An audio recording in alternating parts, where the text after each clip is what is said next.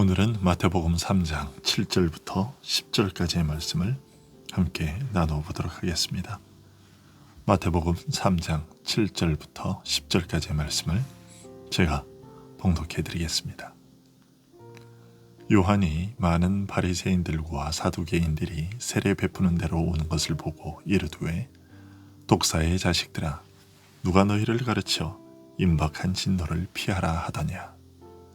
그러므로 회개에 합당한 열매를 맺고 속으로 아브라함이 우리 조상이라고 생각하지 말라. 내가 너희에게 이르노니 하나님이 능히 이 돌들로도 아브라함의 자손이 되게 하시리라. 이미 도끼가 나무 뿌리에 놓였으니 좋은 열매를 맺지 아니하는 나무마다 찍혀 불에 던져지리라. 아멘. 오늘 본문은 세례 요한이 회개의 세례를 베풀었다는 것에 대한 보다 구체적인 설명입니다. 누가복음 3장에도 오늘 본문과 공통된 사실을 전해주고 있는데요. 그 기록을 보면 세례 요한이 세례를 베푸는 자리에는 다양한 부류의 사람들이 나아왔음을 보게 됩니다. 그 중에는 바리새인과 사두개인들도 있었습니다.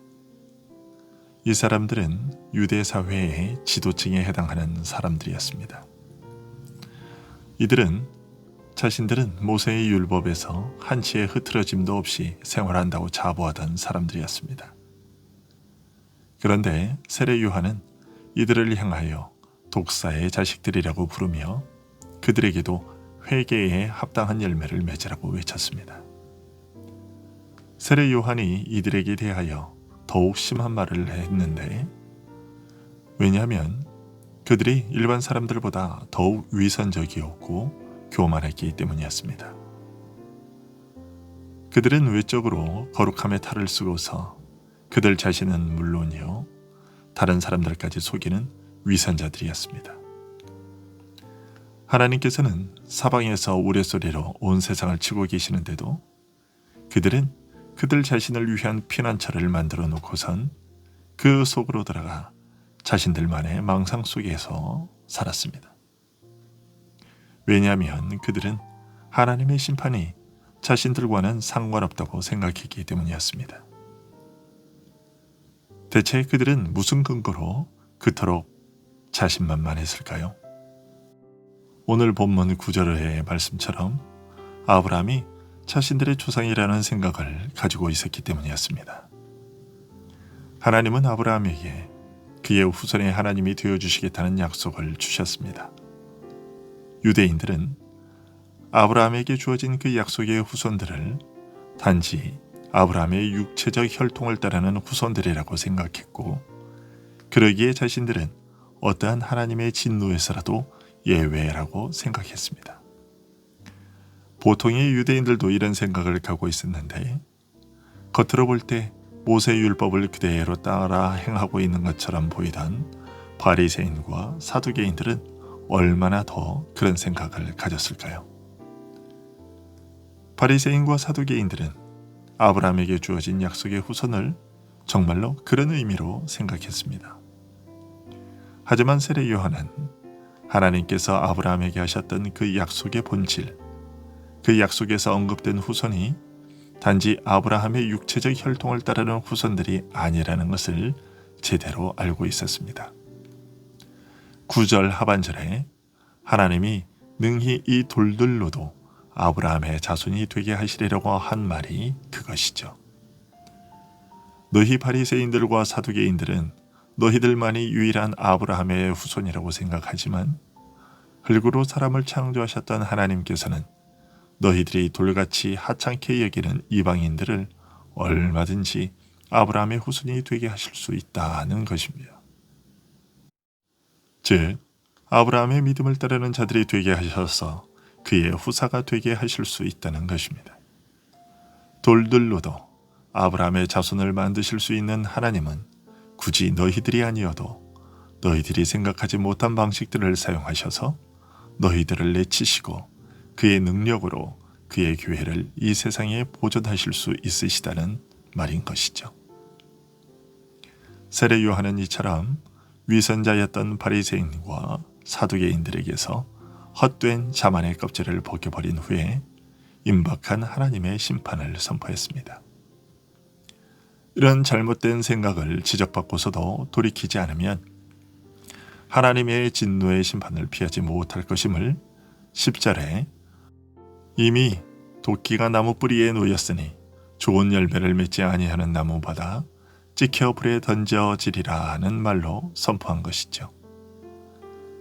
마치 열매 맺지 못하는 나무들을 찍어서 내버리듯이 하나님이 그의 교회에 합당치 않은 자들을 머지않아 교회로부터 몰아내실 것이라는 말입니다. 그러면 하나님의 진노의 심판을 면하고 교회에 붙어있게 해주는 합당한 행위는 무엇인가?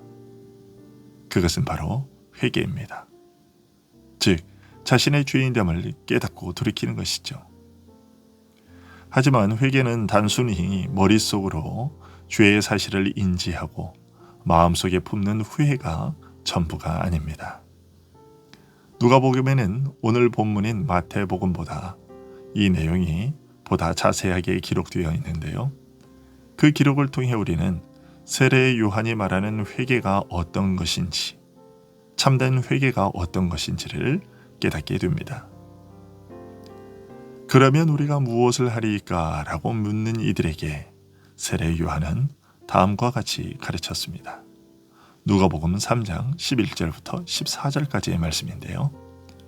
이르되 옷 2벌 있는 자는 옷 없는 자에게 나눠줄 것이요 먹을 것이 있는 자도 그렇게 할 것이니라 하고 세리들도 세례를 받고자 하여 와서 이르되 선생이여 우리는 무엇을 하리까 하매 이르되 부과된 것 이외에는 거두지 말라 하고 군인들도 물어 이르되 우리는 무엇을 하리까 하매 이르되 사람에게서 강탈하지 말며 거짓으로 고발하지 말고 받는 급료를 족한 줄로 알라 하니라. 즉 회개는 단순한 후회의 감정과 잘못 행했다는 인식이 아니라 그 잘못되었다고 판단한 행위들을 그치고 하나님께서 두 번째 돌판에 새겨주신 그 행위들을 실제로 행하는 것입니다.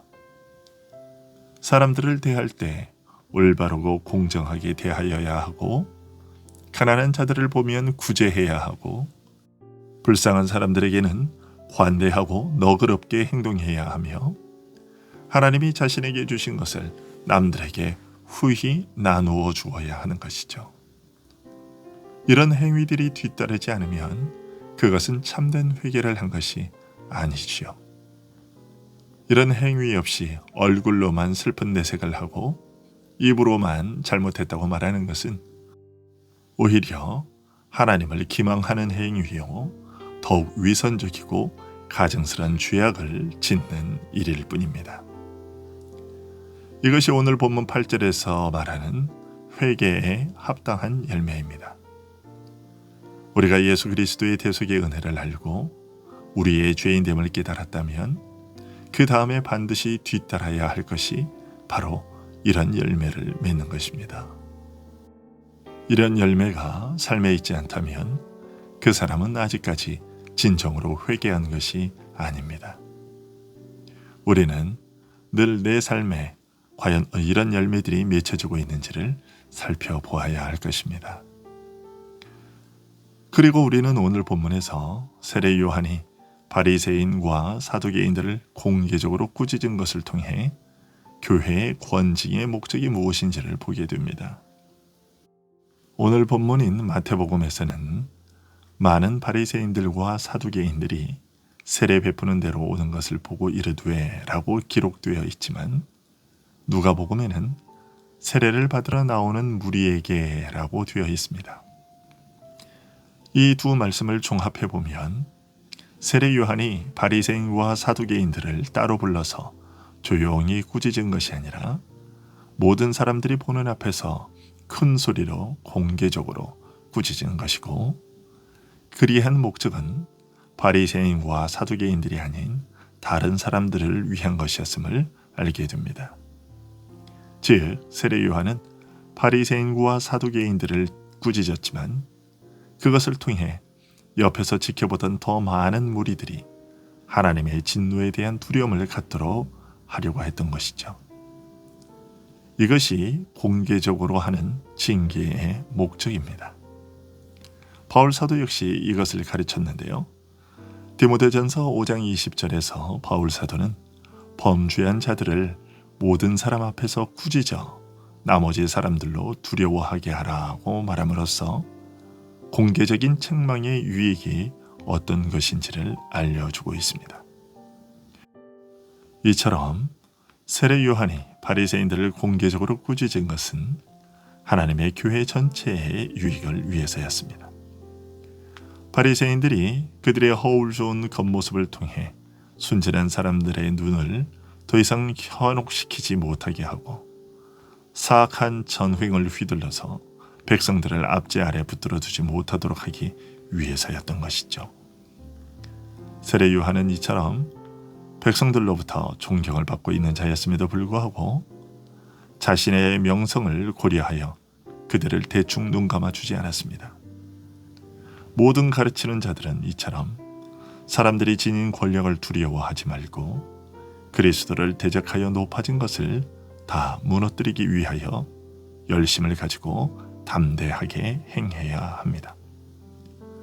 이런 징계가 교회 안에 행해지고 이루어질 때 그리스도인으로서 높은 지위에 있는 자들이 하나님을 두려워하고 이중적이고 외식적인 신앙생활을 하지 않고 하나님의 종으로서 사회에서 자신들의 신분에 합당한 올바르고 정의로운 일을 행할 수 있게 되고 그것이 하나님께서 그들을 세상의 높은 자리에 앉게 하신 이유입니다.